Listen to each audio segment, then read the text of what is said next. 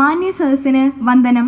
മത്തായിയുടെ സുവിശേഷം 8-ാം അധ്യായത്തിൽ ഈശോ മിശിഹ ഗദ്രായരുടെ ദേശത്ത് ചെയ്ത ഒരു അത്ഭുതത്തെപ്പറ്റി പ്രതിപാദിക്കുന്നുണ്ട്. വരൂ, നമുക്ക് ഗദ്രായ ദേശത്തേക്ക് ഒന്ന് പോയി വരാം. ദേ നോക്കിയേ, യേശുവും ശിഷ്യന്മാരും അല്ലേ ആ വരുന്നത്? അയ്യോ, അവരാ കിഴക്കോട്ടുള്ള വഴിക്കാണല്ലോ വെച്ച് പിടിക്കുന്നത്. അവിടെയല്ലേ ആ പിശാച് ബാധിതർ താമസിക്കുന്നത്? ഗുരു, ഒന്ന് നിൽക്കണേ. ഗുരു, അങ്ങേക്ക് ഗദ്രായ ദേശത്തേക്ക് സ്വാഗതം. പക്ഷേ അങ്ങ് ഈ വഴിക്ക് പോകുന്നത് ഉചിതമല്ല. അവിടെ ആ പിശാച് ബാധിതർ അങ്ങേ കണ്ടാൽ അത് വേണ്ട. കർത്താവിൻ്റെ ആത്മാവ് എൻ്റെ മേലുണ്ട്. ബന്ധിതർക്ക് മോചനവും അന്ധർക്ക് കാഴ്ചയും അടിച്ചമർത്തപ്പെട്ടവർക്ക് സ്വാതന്ത്ര്യവും നൽകാൻ എന്നെ അയച്ചിരിക്കുന്നു. ശിഷ്യന്മാരെ, വരുവിൻ, നമുക്ക് മുൻപോട്ട് തന്നെ പോകാം.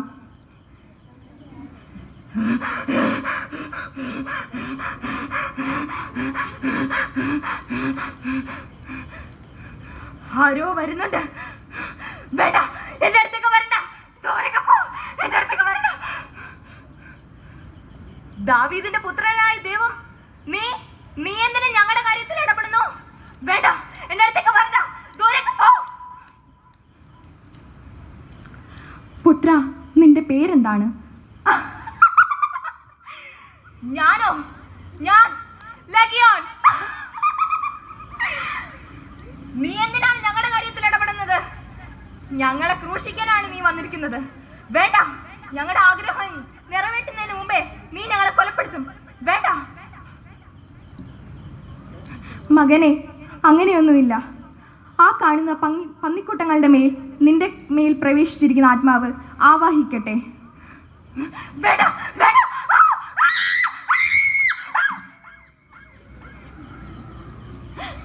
ദേവപുത്ര, അങ്ങിവിടെയാ കാണുന്നത് എൻ്റെ മകനാണ്. അവൻ പിശാച് ബാധിതനായിരിക്കുന്നു. എനിക്ക് എങ്ങനെ രക്ഷിക്കണമെന്ന് എനിക്ക് അറിയത്തില്ല. അങ്ങ് കനിഞ്ഞ് എൻ്റെ മകനെ രക്ഷിക്കണം. അവളുടെ കാല് പിടിക്കാം.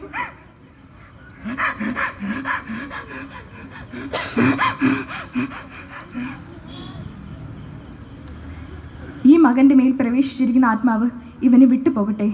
മകനെ, നീ ശാന്തനാവുക. വേണ്ട, നീ എന്നെ പേടിപ്പിക്കാനാണ് വന്നിരിക്കുന്നത്. വേണ്ട, എന്റെ അടുത്ത് പോ. വേണ്ട.